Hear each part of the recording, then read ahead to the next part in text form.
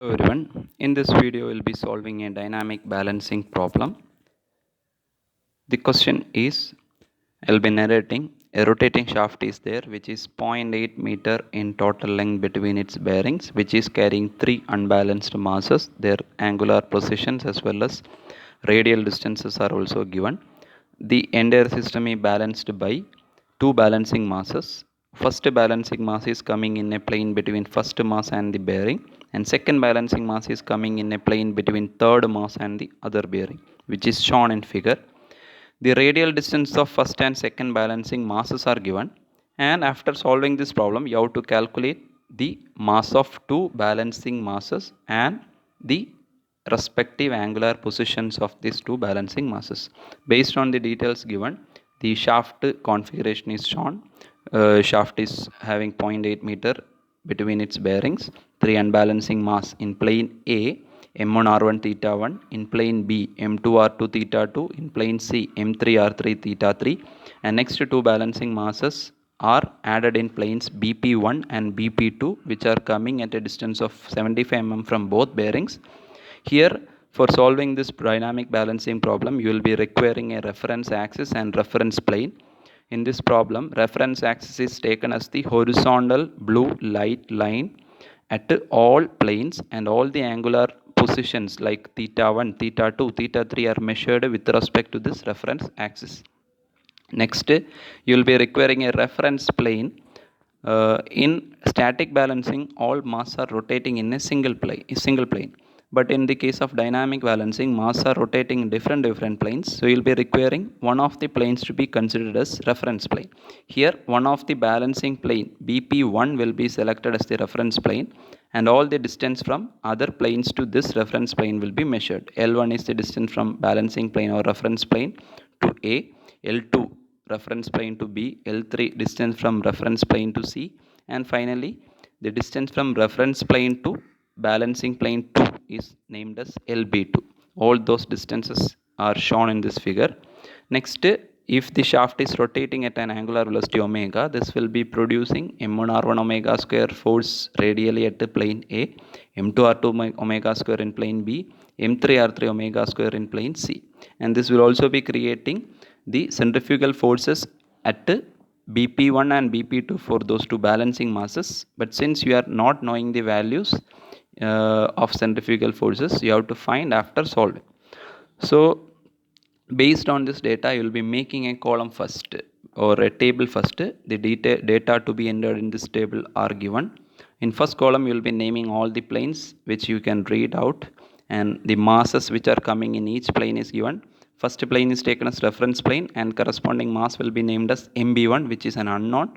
Plane A 4 kg, 3 kg, 2.5 kg, and second balancing mass MB2 is coming in balancing plane 2, and their respective radial distance are given: RB1 75 mm, 85 mm, 50 mm, and RB2. Here actually RB1 and RB2 are given in question, but I will be taking it as RB1 and RB2. Then you will be finding the product of M into R. M into R is found for actually drawing the force polygon. Centrifugal force is M into R into omega square. Since omega is common for all masses, we will be neglecting omega square, then we will be taking only M into R. For first balancing mass, product is MB1 RB1. Second 4 into 0.075, which is 0.3. Next 0.255, 0.125. And for the last balancing mass, it is MB2 RB2. Next, since it is dynamic balancing, you have considered one plane as the reference plane, and you will be measuring all other distances from the other planes to this reference plane, which is given in this column. It is 0 for first because it is reference plane. For plane A, L1, next L2, next L3, and finally LB2. Those distances are shown in this figure, and you can fill this column also. Next column will be product of M into R into L. This column will be required for constructing the couple polygon. Since couple is force into distance, which is mr omega square into L. Omega square is common, so you will be neglecting, then you will be having only m into r into L. So m into r into L for respective planes are shown in this column: 0, 0.045 next value, and for last balancing mass it is mb2 rb2 into distance 0.65, and last column is giving you the angle with respect to the reference axis. Theta b1 is the unknown, which is the angle between reference axis to balancing mass MB1, and next values are given 45, 135, 240 degrees given in question, and next is theta B2. It is also an unknown. So you will be solving this problem graphically. Here we will be constructing force polygon as well as moment polygon. The question is which one you will be constructing first. If you are considering the M into R column, there are two unknowns, MB1 in the first and MB2 in the last. If you are considering the couple column, that is M into R into L, you are having only one unknown, which is MB2. So first we will be constructing the couple polygon. The couple is actually formed by the centrifugal forces. In plane A, M1 R1 force is coming, or M1 R1 omega square is coming, which will be creating a couple of M1 R1 omega square into L1 about reference plane. So we will be taking only M1 R1 L1, that value is shown, which we have obtained after filling the table. Next, M2 R2 L2, M3 R3 L3. Actually, couples are having directions, which how to take the direction I have explained in the previous video. So here just note that the direction of couples will be taken as along the same direction as that of forces.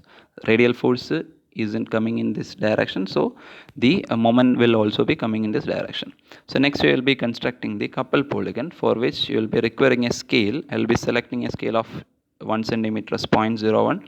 Next I will be marking the first couple M1 R1 L1 as a vector, which is 4.5 centimeter long because its value is 0.045. And from the end I will be drawing the next vector M2 R2 L2, next M3 R3 L3. Since this couple polygon is not closed, it is not in balance, so you will be requiring a closing side to complete this polygon, which is shown by green vector, and this will be representing the last vector formed by the second balancing mass, and that is 0.65 MB2 RB2, which you have filled in the table. And this vector orientation will be giving you the orientation of balancing mass MB2. If you are measuring from the reference axis, that angle you will be getting around 329 degree. And next you have to find the value of MB2. You can measure the length of this green vector and convert into scale. You will be getting this value. And from this RB2 is given in question, which is 40 mm. Then you can find MB2, which is 2.85 kilogram, and its orientation is also 329 degree. Now you can represent this mass on this balancing plane 2 as the second balancing mass, which is having mass 2.85, angular orientation and 329, and R radial distance 0.04. Next you have to construct the force polygon, because you have to find the balancing mass coming in the first balancing plane. So for that, now we are having the 3 balancing mass and the balancing mass coming in the second balancing plane. Now we will be constructing the force polygon, for which M R omega square or M into R will be considered. M1 R1 is known, M2 R2 is known, M3 R3 is known, and finally now we are having MB2 RB2. All these values you are having. And next you are not knowing MB1 and its angular orientation, for which you will be constructing the force polygon. Force polygon will also be having some scale. Here I am taking 1 centimeter as 0.1 units. Then first vector, force vector will be drawn. 0.3 is the value, so it will be drawn to a 3 centimeter long vector. At the end I will be drawing M2 R2. Next I will be drawing M3 R3, and next MB2 RB2. This much vectors are known. So since the polygon is not closed, it is not in balance. So closing side you can draw by this green vector. This green vector will be giving you the force MB1 into RB1. And this orientation, now you can measure the orientation of MB1, or now you can measure theta B1 value from this vector. If you are measuring with respect to reference axis or horizontal, you will be getting value around 253 degree.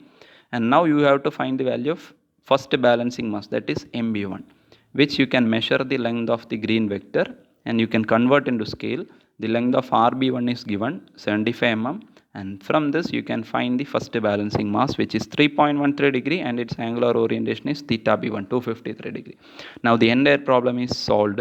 So in question you are given with 3 unbalanced masses in plane A, B, C, and for balancing the system completely, you will be requiring first a balancing mass of 3.13 kg at a radial distance of 75 mm at an angular orientation of 253 degree in the first balancing plane, and a mass of the 2.85 kg at a radial distance of 0.04 meter and at 329 degree.